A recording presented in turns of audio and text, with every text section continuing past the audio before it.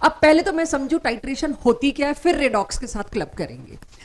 Titration होती है, मान लीजिए आपको एक लैब में अननोन, अब यहां पर अननोन का मतलब है उसकी concentration unknown, molarity unknown, unknown sample दे दिया फेरस सल्फेट का। तो आप ये मत सोचिए फेरस सल्फेट बता भी रहे हो और अननोन भी बोल रहे हो, नहीं, फेरस सल्फेट का अननोन सैंपल दिया और कहा एनालाइज करिए इसको। तो एनालाइज क्या करना है, कॉन्सेंट्रेशन, कि मैंने जो फेरस सल्फेट दिया जिसका 25 ml आपको दिया, लैब असिस्टेंट ने आपको 25 ml तोल के दे देना है, उसमें मोलैरिटी निकालो, उसकी मोलैरिटी 0.2 मोलर है, 0.02 मोलर है कि 0.3 मोलर है। वन टाइट्रेशन का काम क्या है, आपको एक अननोन सैंपल दिया जाता है जिसको बोलते हैं एनालाइट, आपको इसको एनालाइज करना है, जिसको बोलते हैं टाइट्रेंड। एनालाइट और टाइट्रेंड कुछ भी, एक conical flask, specifically conical flask, आप बीकर नहीं ले सकते इसमें, कोनिकल फ्लास्क लिया, उसके अंदर अननोन सैंपल दिया है, तो उस अननोन का मतलब क्या है, अननोन कॉन्सेंट्रेशन। इसको ड्रॉ मत कर लेना कोई, ये लैब है, ये आप जब लैब में टाइट्रेशन करेंगे आपकी कॉपी में ड्रॉ करवाया जाएगा आपसे, जो प्रैक्टिकल कॉपी में। सो अननोन कॉन्सेंट्रेशन है, निकालो इसकी। वॉल्यूम नोन है, 20 ml, 10 ml, 25 ml, जितना भी किया। एनालाइट का मतलब बच्चों को पता लग गया क्या है। अब मैं कैसे निकालती हूं इसको, मैं ऊपर एक ब्यूरेट ले रखी है, इसको प्रॉपर एक स्टैंड पे लगाया जाता है। इस तरह की एक ब्यूरेट होती है जिसपे छोटी छोटी मार्किंग बनी होती है, 0 ml से 100 ml, पूरे 100 ml की होती है ब्यूरेट। उस ब्यूरेट के अंदर आपको सोल्यूशन पूरा ऊपर तक भर के दे दिया जाता है, अगर लैब के पास केमिकल है तो, नहीं है तो 50 ml तक भर के भी आपको दे सकते हैं, डिपेंड करता है स्कूल लैब पे। तो आपको इसके अंदर हमने एक ऐसा केमिकल दिया, ऐसी चीज दी जो कि नोन है, नोन माने जिसकी कॉन्सेंट्रेशन नोन, और आपको बता के दिया जाएगा। आपको 100 ml की ब्यूरेट दे रहे हैं जिसके अंदर हम आपको टाइट्रेंट डाल के दे रहे हैं जिसकी कॉन्सेंट्रेशन आपको नोन है, और वॉल्यूम तो आप अभी नाप ही लोगे कितना यूज हुआ। तो ब्यूरेट में मैंने क्या भरा, टाइट्रेंट, और नीचे फ्लास्क में क्या लिया, टाइट्रेंड या एनालाइट।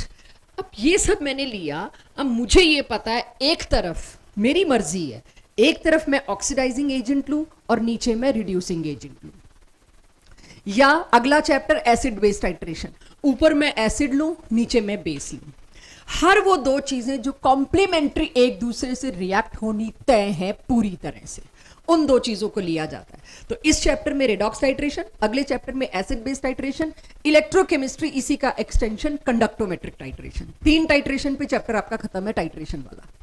सो अब टाइट्रेशन करने का मकसद क्या है, नीचे जो सॉल्यूशन आपको दिया आप उसकी कॉन्सेंट्रेशन रिपोर्ट करिए। ओके ठीक है, ऊपर मैंने क्या ले लिया, ऑक्सीडाइजिंग एजेंट, नीचे मैंने ले लिया रिड्यूसिंग एजेंट।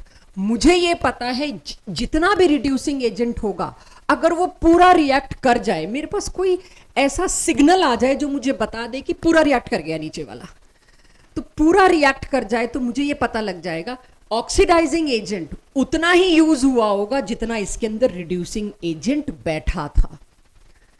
तो जितना ये यूज हुआ उतने ही मोल्स इसके रहे होंगे, जितने मोल इसके यूज हुए। अभी मैं थोड़ा इसमें करेक्शन करूंगी, सिंपल मोल्स बोल रही, धीरे धीरे मैं इक्विवेलेंट्स पे आऊंगी। जितने मोल्स इसके यूज हुए इसका मतलब रिड्यूसिंग एजेंट उतना ही था, उतना ही था मतलब इतने मोल। वॉल्यूम कितना था, 25 ml, डिवाइड करके मैं मोलैरिटी निकाल के दूंगी आपको। तो oxidising agent consume to react completely with the reducing agent taken in flask is my practical task, वो अभी पहले करेंगे। फिर जो आपकी प्रैक्टिकल कॉपीज में प्लेन साइड पे आप कैलकुलेशंस करते हैं वो हम करेंगे। मैं आज 2023 तक आए हुए टाइट्रेशन के क्वेश्चंस करा के आपको दिखाऊंगी। It is just 2 minutes job, 2 minutes मेरे लिए, आपके लिए और जल्दी होगा क्योंकि मेरे को तो सब लिखना पड़ता है ना, आप उससे जल्दी बताएंगे। सो अब मेरे को दे दिया जी लैब में एक unknown chemical ferrous sulphate, unknown concentration वाला 25 ml। ऊपर मैं कौन सा ऑक्सीडाइजिंग एजेंट लेकर आई, मैं लेकर आई KMnO4 जो पर्पल कलर का होता है, dark purple, dark purple colour का KMnO4, और नीचे क्या है मेरे पास, कलरलेस वाटर जैसी दिखने वाली सोल्यूशन फेरस सल्फेट की। मैंने यहां पर जो टैप है इसको खोला, इतना बारीक खोलना होता है कि एट ए टाइम एक ड्रॉप से ज्यादा नहीं जाना चाहिए जैसा किताबें कहती है। एक ड्रॉप डाला, शेक किया, इसका पर्पल कलर पूरा डिसअपियर हो गया, मतलब कंज्यूम हो गया। फिर मैंने ब्यूरेट खोली, एक ड्रॉप डाला, फिर पर्पल कलर डिसअपियर हो गया, मतलब जब तक ऑक्सीडाइजिंग एजेंट कंज्यूम हुए जा रहा है तब तक आई नो नीचे रिड्यूसिंग एजेंट पड़ा हुआ है, बचा हुआ। और क्योंकि हम कर करके थक लेते हैं, दूसरे का देखते हैं 15 ml के नीचे ही आ रहा है, 15 ml से तो ज़्यादा ही लग रहा है, तो 10 ml तो नलका खोल देते हैं, पहले 10 ml गिर ले उसके बाद बंद करते हैं, देखते हैं हाँ जी डिसअपियर हो गया। ये यूजुअल मिस्टेक्स हैं। This is what your precision can get affected. तो 15-20 ml हमने पहले निकाल दिया क्योंकि पड़ोसियों का पता चल गया है, तो इतनी ml पे तो जा ही रहा है ये, तो क्यों इतनी मेहनत करें, एक एक ड्रॉप। बट जैसे जैसे आप सीरियस रिसर्च में चले जाते हैं फिर वहाँ आपको एक एक ड्रॉप, बिकॉज इससे डिजीजेस डायग्नोज होती हैं, इससे नई ड्रग्स बनती है, नई मेडिसिन बनती है, बहुत सारा रिसर्च होता है। तो मैं एक एक ड्रॉप करके डालती रही, कलर डिसअपियर होता रहा इसका। और यहाँ पे 100 ml से नीचे उतर के इधर पहुंच चुका है। एक टाइम ऐसा आएगा जब एग्जैक्टली रिएक्ट खत्म हो चुका होगा, रिड्यूसिंग एजेंट नीचे पड़ा हुआ, बट मुझे तो नहीं पता लग रहा। वो तो अगर नीचे पड़ा हुआ रिड्यूसिंग एजेंट खत्म हुआ है तो उस लास्ट ड्रॉप पे खत्म हुआ है, मुझे कैसे पता चलेगा वो लास्ट ड्रॉप है? How would I know it? There is no way out. जब रिड्यूसिंग एजेंट नीचे पड़ा हुआ खत्म हो चुका होगा, फिर आपने टैप खोल के एक ड्रॉप डाली, तो उसका लाइट पिंक कलर आता है। यहाँ पे वो जो डेंस पर्पल कलर है वो फेरस सल्फेट में जाके क्या बनता है? Lightest of pink colour. और हमारी पोस्ट ग्रेजुएशन की लैब में हमें 7 से 8 टाइट्रेशन तो मैक्सिमम मिनिमम रिपोर्ट करनी होती थी, वरना हमें प्रैक्टिकल में मार्क्स नहीं मिलते थे। तो लाइटेस्ट पॉसिबल पिंक कलर, उसका मतलब क्या है? वो जो पिंक कलर जिस ड्रॉप पे आया है ना नीचे, यहां पर जो पिंक कलर आया है वो पिंक कलर उस ड्रॉप की वजह से है जो गिरते ही रिएक्ट नहीं करी। रिड्यूसिंग एजेंट नीचे पड़ा हुआ खत्म हो चुका था, आपने वो जो ड्रॉप डाली वो एक्स्ट्रा डाल दी। और वो पिंक कलर मुझे लैब में दिन की रोशनी में बहुत ध्यान से देखना पड़ता है, लाइट पिंक को पकड़ना पड़ता है।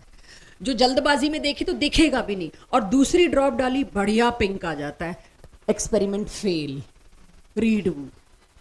इतना डार्क पिंक आ गया या इतना पिंक आ गया जो बिना कष्ट किए दिख रहा है, तो आप एक ड्रॉप एक्स्ट्रा डाल चुके।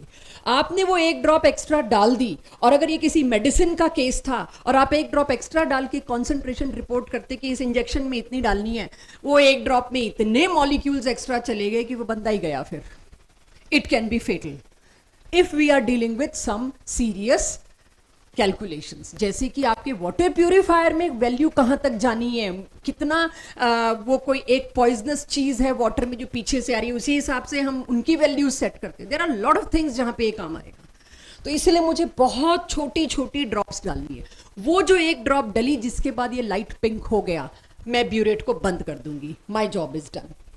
अब मैं क्या करूंगी? नीचे आपने जो दिया था उसकी मोलैरिटी ही मेरे को नहीं पता थी, वही एनालाइज कर रही थी। वॉल्यूम आपने मेरे को 20 ml दिया, आई नो। अगर इसके मोल्स इज इक्वल टू इसके मोल्स, तो फिर तो मेरा काम बन सकता है।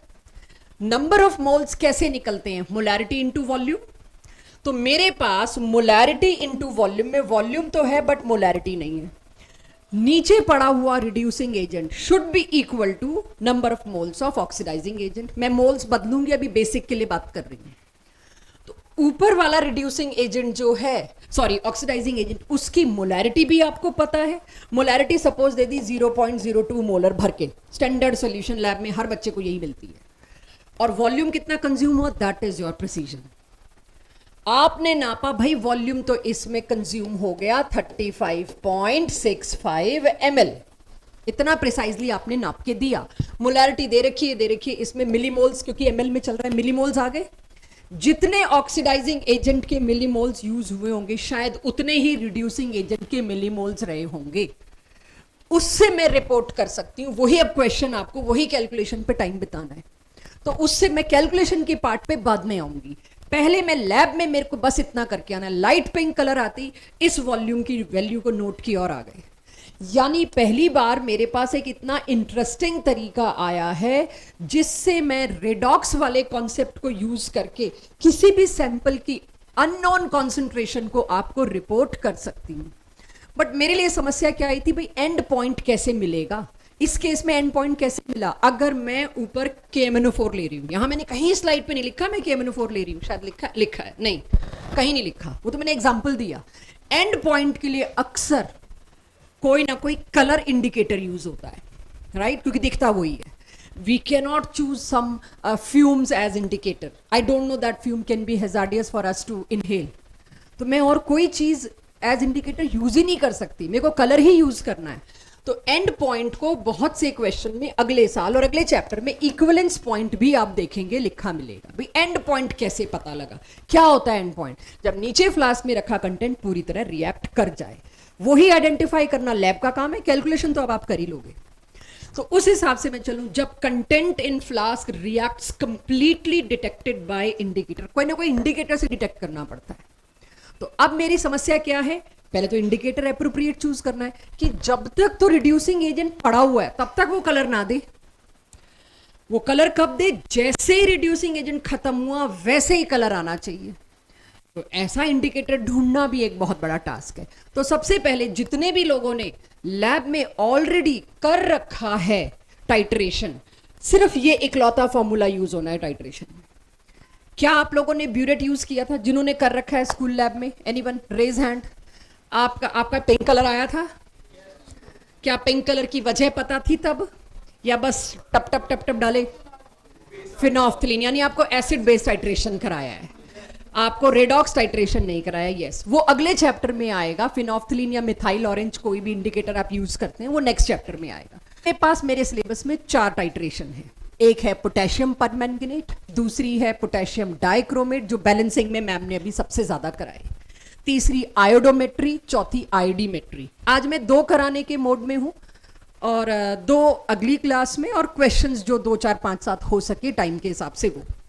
सो पोटेशियम परमैंगनेट टाइट्रेशन के कई एडवांटेज हैं मेरे पास. पहला एडवांटेज, ये सेल्फ इंडिकेटर है. इसके लिए मेरे को बाहर से कोई कलर्ड इंडिकेटर नहीं लाना, क्योंकि ऊपर ये पर्पल कलर का है. जैसे ही नीचे रिड्यूसिंग एजेंट खत्म हो जाएगा वैसे ही इसका पिंक कलर अपीयर हो जाएगा. तो मुझे एक एक्स्ट्रा कॉस्ट नहीं बियर करनी पड़ी, एक्स्ट्रा केओस नहीं बियर करना पड़ा to choose which indicator is right. और दूसरा एडवांटेज, ये ऑक्सीडाइजिंग एजेंट है, वो भी स्ट्रॉन्ग. इतना स्ट्रॉन्ग ऑक्सीडाइजिंग एजेंट है कि आप कोई भी एनालाइट लाओ, मैं इसको यूज कर सकती हूँ. हर किसी को ऑक्सीडाइज कर सकता है. तो आप ऑक्जेलेट लेकर आओगे, आप आयरन सल्फेट लेकर आओगे, आप कॉपर का कोई सॉल्ट लेके आओगे, कुछ भी लेके आओगे, KMnO4 100% यूज होगा. तो 2 बड़े एडवांटेज हो गए. तो अब आप सोच के देखिए, आपको पहली टाइट्रेशन मैं करा रही हूं जिसके बारे में बेस सारा मैंने आपको बता दिया. मेरे क्वेश्चंस में फ्लास्क में क्या है वो बदलता जाएगा, ब्यूरेट में KMnO4 है, तो फ्लास्क में क्या है वो मैं बदल रही हूं. कभी हाइड्रोजन परऑक्साइड, ऑक्सीडेशन नंबर निकालना मैं सिखा के आई हूं, आप बता दोगे उसका क्या हो रहा है. कभी ऑक्जेलिक एसिड, कभी Fe2+ and so on. Question की क्वालिटी के साथ साथ ये केसेस कॉम्प्लिकेटेड होते जाएंगे. Burette will never change, burette same है. K2Cr2O7 या KMnO4 दोनों केसेस, जो तो पहली 2 टाइट्रेशन मैंने आज पकड़नी है. इसको स्लो स्पीड से इत्मीनान से करिएगा.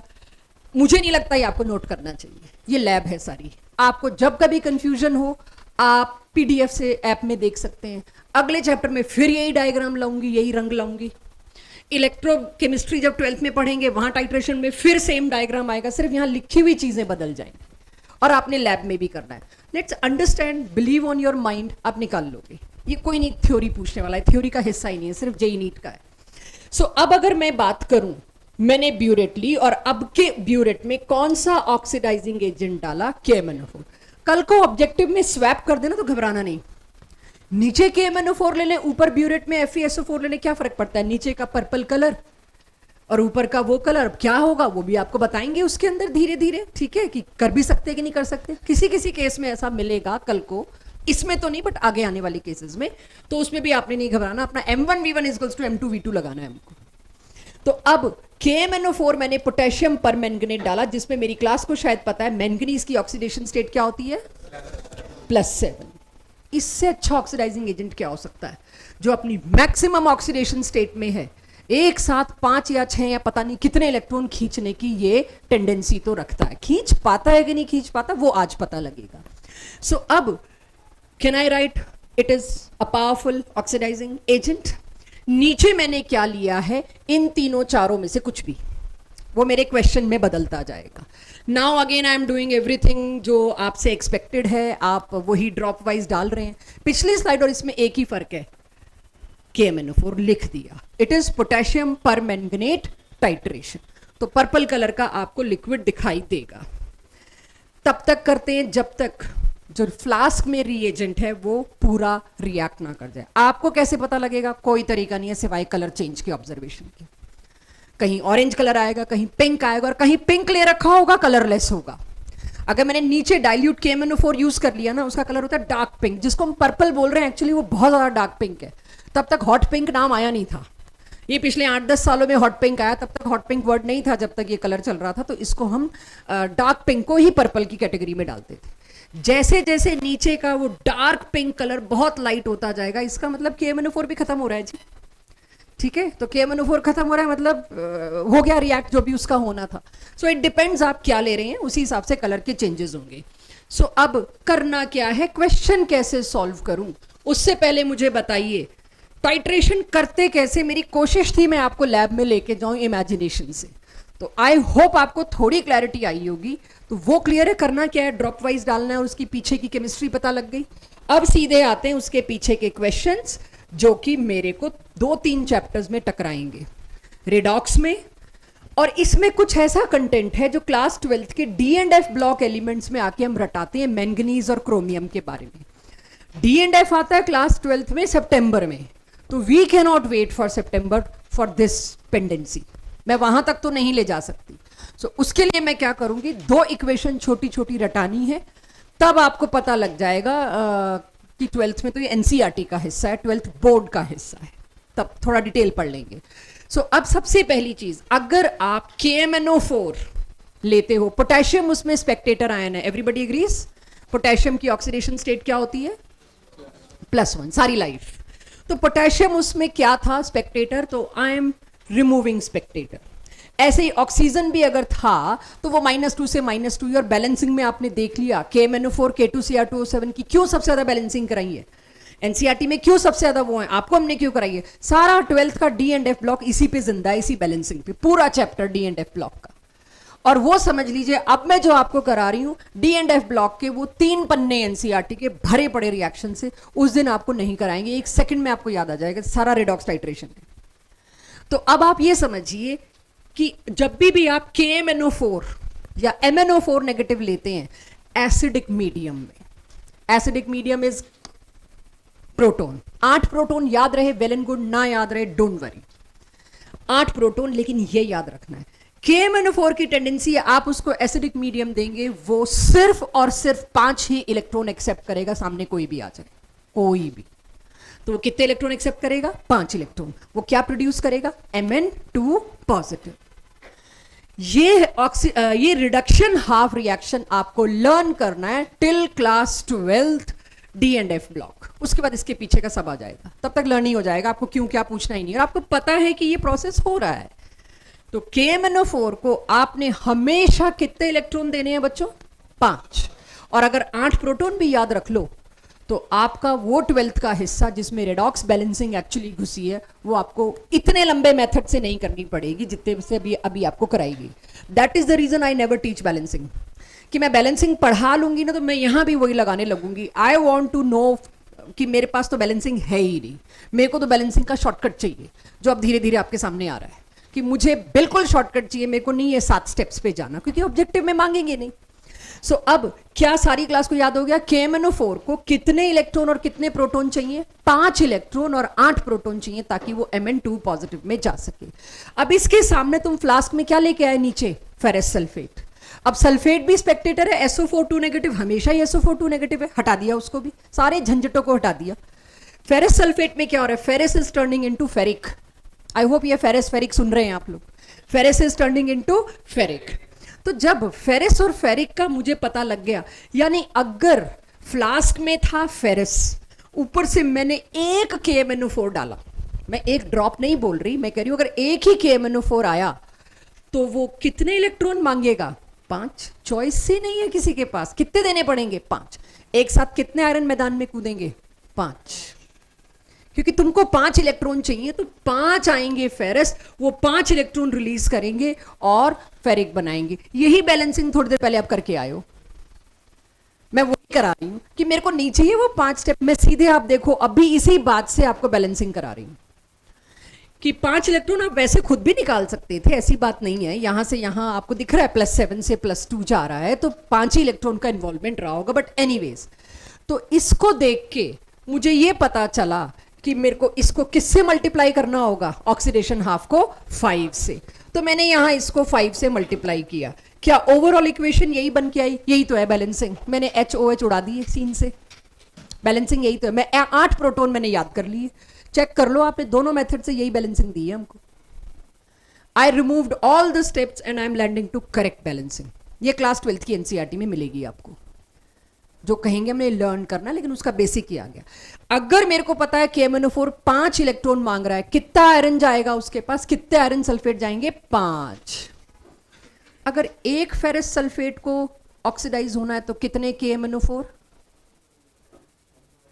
1/5। पहले 3 क्वेश्चन तो आज के DPP के यही हैं, अभी करना नहीं, मतलब एक से ये कितना, एक से ये कितना, पहले अभी मत करिएगा प्लीज, यही है, दिखाऊंगी अभी आपको।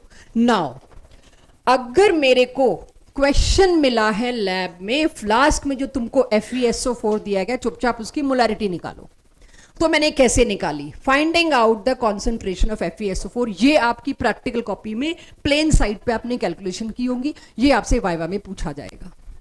इसीलिए बता रही हूं कि वाइवा का एक क्वेश्चन सेफ हो जाए, या मांग ही लो अगले से कि टाइट्रेशन से पूछ लो, क्योंकि हमने थ्योरी में पढ़ रखा है।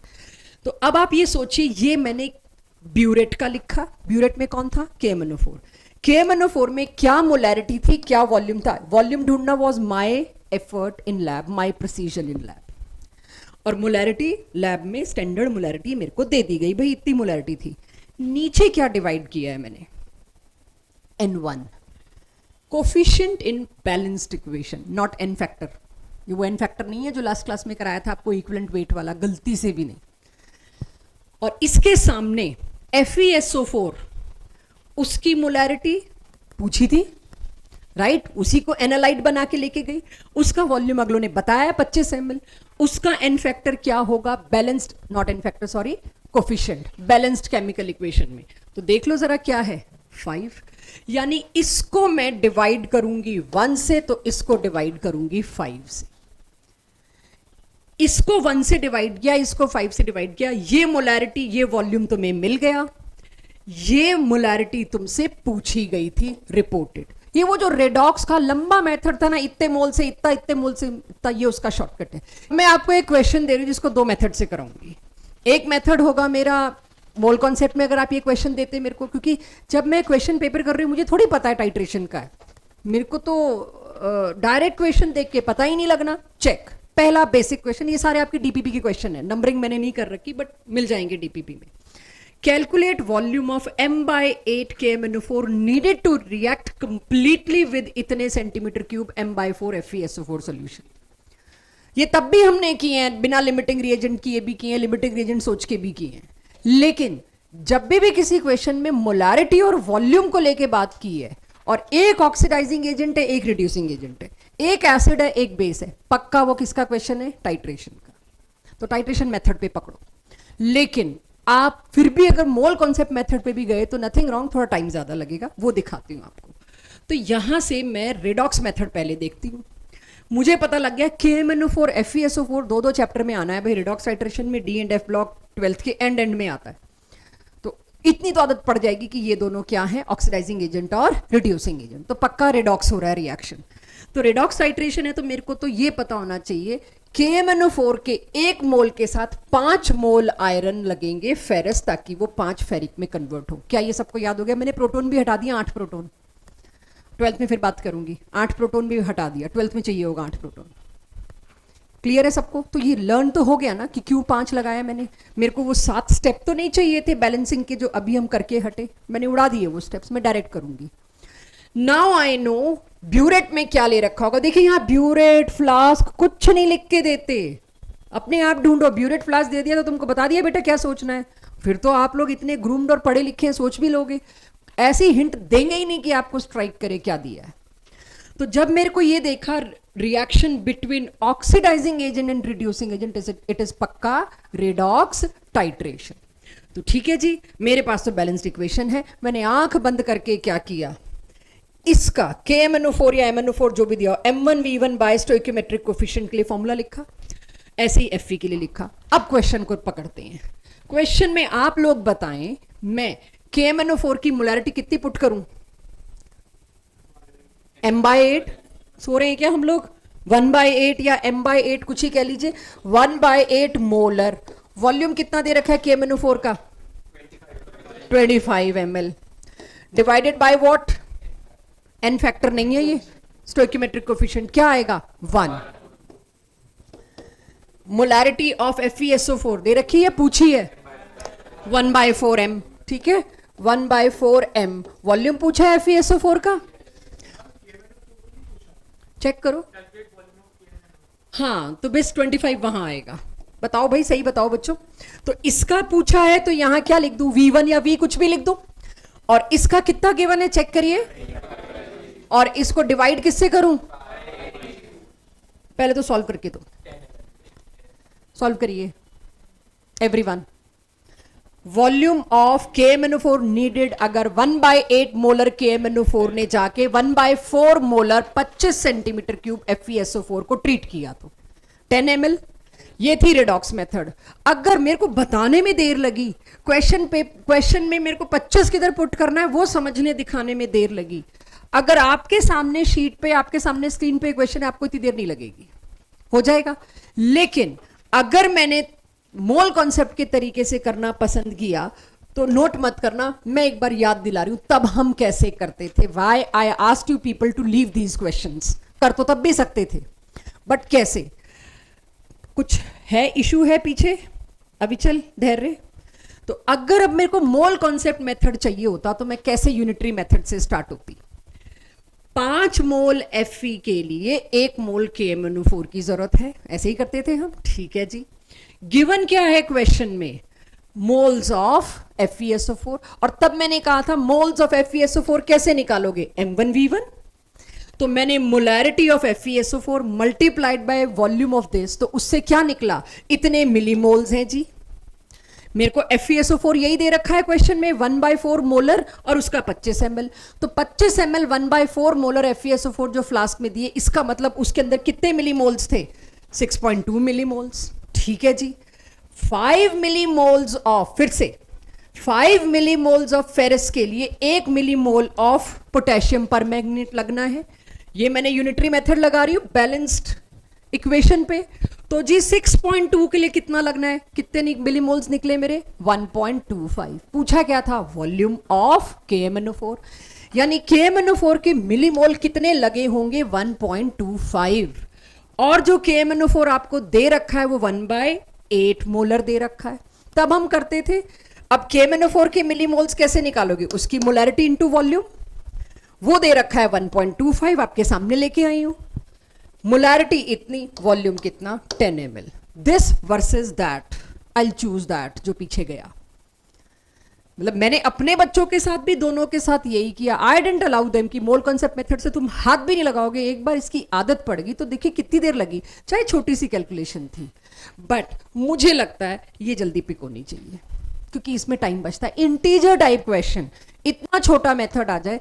अब आप एन अवस्थी के मोल कॉन्सेप्ट के करिए क्वेश्चन, इस मेथड से आपके आंसर आ जाएंगे। दैट मान लीजिए अब नीचे फ्लास्क में मैंने टाइट्रेंट बदल दिया ऑक्जेलेट, मोहर सॉल्ट, और भी कुछ चीजें अब लेके आऊंगी, कॉपर सल्फाइड, बहुत कुछ लाऊंगी, cupric salt, sorry not copper sulphide.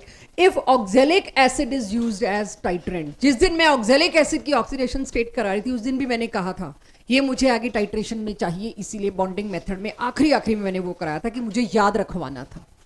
अब अगर तुम KMnO4 पोटेशियम पर मैंगनेट टाइट्रेशन ही चल रही है अभी मेरे पास पर्पल कलर वाली, उसमें फ्लास्क में अब फेरस सल्फेट नहीं दे रही मैं आपको, अब क्या दे रही हूं? एक unknown solution of oxalic acid. तो अंडरस्टूड है ऑक्जेलिक एसिड की क्या चीज अननोन है? कॉन्सेंट्रेशन। तो सबसे पहले तो मेरे को पता होना चाहिए ऑक्जेलिक एसिड था क्या। ऑक्जेलेट की दे रहे हैं, आयरन ऑक्जेलेट, या किसी भी मेटल के साथ ऑक्जेलेट दे सकते हैं, जैसे कॉपर सल्फेट, आयरन सल्फेट, निकल सल्फेट, इसी तरह से ऑक्जेलेट। तो व्हाट इज ऑक्जेलेट, पहले वो याद करा दूं। ये होता है बच्चों ऑक्जेलिक एसिड, ठीक है। ऑक्जेलिक एसिड का H हटा दूं तो बन जाता है ऑक्जेलेट। क्योंकि आपको ऑक्सीडेशन स्टेट में बॉन्डिंग मेथड इस्तेमाल करना पड़ेगा, तो I am giving you it's bond. मुझे कार्बन की ऑक्सीडेशन स्टेट बताएंगे बच्चे पहले। +3, एब्सोल्युटली राइट। यहां पर कार्बन की ऑक्सीडेशन स्टेट क्या आई, +3। चलिए, तो इट मींस यहां ये +3 से कौन सी ऑक्सीडेशन स्टेट में जा रहा है, +4। तो चेक, एक कार्बन +3 से किस में जा रहा है, +4। एक कार्बन ने कितने इलेक्ट्रॉन्स का ट्रेवल दिया, एक का, बट है कितने कार्बन, कितने इलेक्ट्रॉन्स का ट्रेवल, 2। और ये तो मेरे को रेडी ट्राई है बिल्कुल। KMnO4 का तो एक ही फ्यूचर है एसिडिक मीडियम में, till class 12, till graduation, post graduation. KMnO4 की डेस्टिनी एक ही है, 5 इलेक्ट्रॉन 8 प्रोटॉन, Mn2 पॉजिटिव। तो इसका तो तय है ये। अब बैलेंसिंग, क्योंकि मुझे तो देखना है कितने मोल लगे, तो बैलेंसिंग में एक्चुअली मैं क्या बैलेंस कर रही हूं, नंबर ऑफ इलेक्ट्रॉन्स का ट्रेवल। ऐसा कभी नहीं हो सकता जितने इलेक्ट्रॉन रिलीज किए गए उतने एक्सेप्ट ना किए गए हों, या जितनी एक्सेप्टेंस हो रही है उतने रिलीज होने मजबूरी है। तो यहां पर 5 इलेक्ट्रॉन, यहां 2, मामला गड़बड़ है। Multiply with suitable integer, check करूं मल्टीप्लाई, 10-10 इलेक्ट्रॉन हो जाएंगे, दोनों साइड कट जाएंगे इलेक्ट्रॉन्स। बचा खुचा अब अगर मेरे को नीचे लिखना है तो क्या हुआ, 2MnO4 नेगेटिव। इलेक्ट्रॉन तो नहीं लिखने चाहिए थे, वो तो पता ही है 10 और 10 होके कट जाने हैं यहां पर। अगर मैं लिख भी देती, प्रोटॉन के आगे कितना लिखूं, 8 की जगह 16। हालांकि वो भी मेरा यूज नहीं होना है यहाँ पे, but for the sake of balancing मैं लिख रही हूँ कि कल को आपको ही बैलेंसिंग इस तरीके से करनी पड़ी तो I don't mind in objective.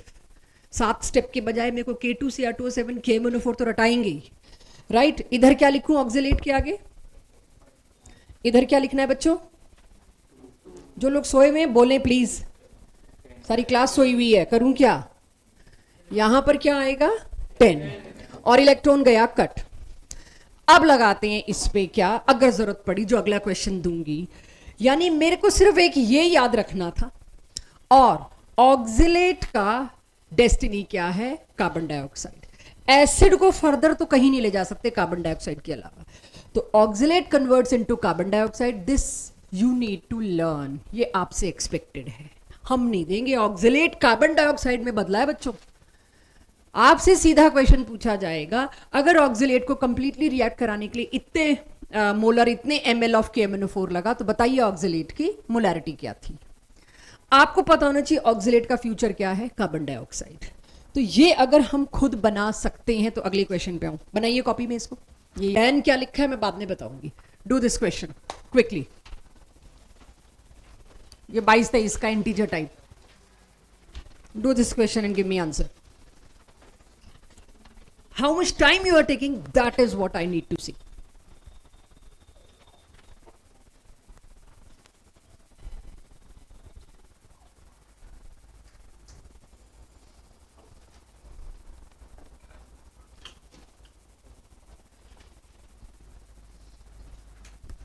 One by 5? इतनी देर लगनी चाहिए थी क्या? 1/5 चेक एवरीवन। सिर्फ बैलेंसिंग की कीमत थी इसमें। आपसे पूछा है कितने KMnO4 लगेंगे अगर मेरे को 1 मोल आयरन सल्फेट को ऑक्सीडाइज करना है। सबसे पहले मैंने क्या सोचा, KMnO4 की इक्वेशन सोची या उस वक्त रफ पेपर पे लिखी, फिर मैंने आयरन की लिखी, मुझे दिख गया 5 इलेक्ट्रॉन मल्टीप्लाइड बाई 5। मुझे इतना पता चल गया 1 KMnO4 से 5 होते हैं, तो 5 आयरन के लिए 1 लगा, तो 1 आयरन के लिए कितना लगा। अब किसी को लगे नहीं आपने तो हवा में बता दिया ये, तो ठीक है भाई लिख दिया। ये 22-23 का क्वेश्चन है, राइट कि शिफ्ट का कब का, बट जनवरी का, ऑफ कोर्स जनवरी के पेपर इजी आते हैं इतने। DPP 4 में क्वेश्चन 18 गया है बच्चों। अब मैंने नीचे जो टाइट्रेंट था वो बदल दिया फिर से। तीसरा टाइट्रेंट कौन लेके आई हूं मैं, चेक, मोहर सॉल्ट। अब 12th में जाके फलाने चैप्टर में मोहर सॉल्ट पहली बार बताया जाता क्या है, तो तब तक तो मैं नहीं वेट कर सकती इस क्वेश्चन को करने का। तो सभी को ये टिक टिक ना करो पेन से भाई, मोहर सॉल्ट का फॉर्मूला एक बार देख लीजिए, अमोनियम फेरस सल्फेट। एक्चुअली ये क्या है, ammonium sulphate as well as ferrous sulphate. मुझे डाउट है इस फॉर्मूले में 2 गलत लिखा है, ये 3 होना चाहिए। सो अमोनियम और फेरस, एक तरफ अमोनियम सल्फेट अच्छा खासा स्टेबल सॉल्ट है, एक तरफ फेरस सल्फेट अच्छा खासा स्टेबल सॉल्ट है। 2 स्टेबल सॉल्ट को मिला के बनाने वाली चीज को कहते हैं डबल सॉल्ट।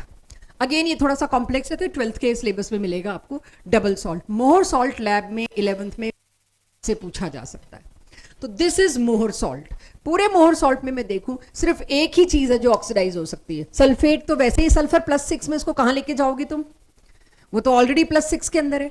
आयरन 2+ किस में कन्वर्ट हो रहा है, आयरन 3+। वही फेरस सल्फेट को सिर्फ मैंने थोड़ा शब्दों में घुमा दिया मोहर सॉल्ट। हो तो यहां भी वही रहा है, बाकी तो सारे स्पेक्टेटर आयन है। किसका ऑक्सीडेशन हो रहा है मोहर सॉल्ट में, एवरीवन, Fe2+ का। तो फिर मैं वापस वहीं आ गई। अब मैंने थोड़ा सा मेथड में चेंज किया है, बजाय मैंने वो डिवाइडेड बाय दैट करने के एक और मेथड, जो पसंद आए वो करिए। ये भी आना चाहिए, कुछ वजह है उसकी जो मैं अगली क्लास में ला पाऊंगी कि why we need to bring in this. क्योंकि जब नेक्स्ट क्लास में नॉर्मेलिटी आएगी ना, तब मेरे को मोलैरिटी इनटू n फैक्टर चाहिए होगा, फंसेंगे। ठीक है, अब आप ये सोच के देखिए यहां मैंने क्या किया।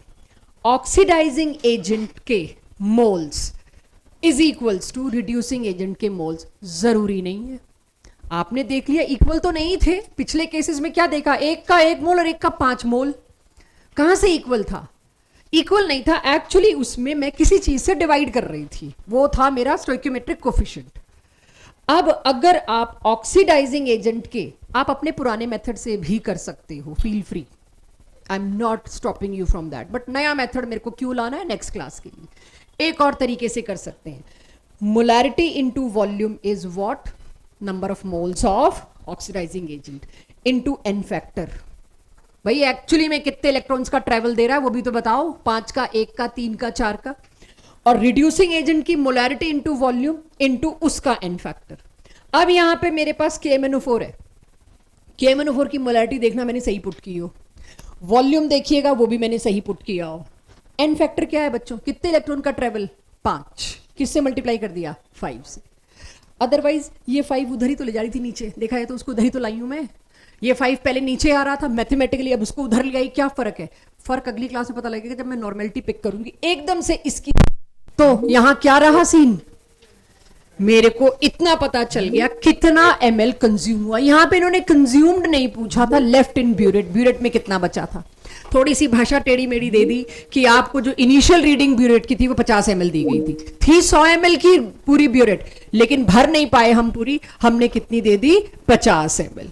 करिए इसको, किसी को नोट करना है तो देख लीजिए। डीपीपी का क्वेश्चन 18 है, जो डीपीपी आपके हाथ में है।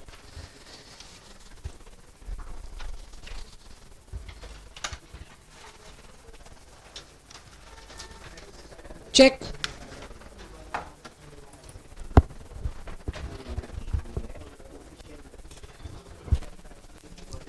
तो आप स्टोइकियोमेट्रिक कोफिशिएंट से कर सकते थे, बट अब मैं n फैक्टर से करवा रही हूं आपको। अब n फैक्टर है ये स्टोइकियोमेट्रिक कोफिशिएंट नहीं है। वो बात अलग है, नीचे वहां पे 5 ही आना था, मैं उसको इधर ले आई, बट अब इसके लिए n फैक्टर इस्तेमाल करेंगे। Everyone have a look.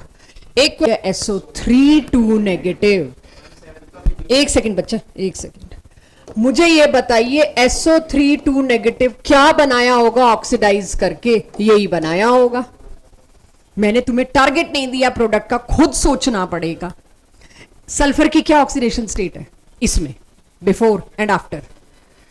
Stoichiometric coefficient तो उसी से डिसाइड करेंगे ना, कितनी है, +4, और यहां कितनी, +6। तो हाउ मेनी इलेक्ट्रॉन्स, 2। KMnO4 ही दिया ना इसमें मैंने, हाउ मेनी इलेक्ट्रॉन्स, 5, और उससे क्या बनता है, Mn2+। अभी पहले स्टोइकियोमेट्रिक कोफिशिएंट डलवाओ मुझसे, बिना इसके किया तो प्रॉब्लम एक है, कोई अननोन चीज आ गई तो आप परेशान बनोगे एकदम कि क्या करूं। यस, स्टोइकियोमेट्रिक कोफिशिएंट डलवाइए। जिन्होंने भी आंसर दिया इस बात को ध्यान में रख के दिया था कि नहीं, करिए। बाकी लोग अब दोबारा इसको, अगर गलत था तो दोबारा करिए।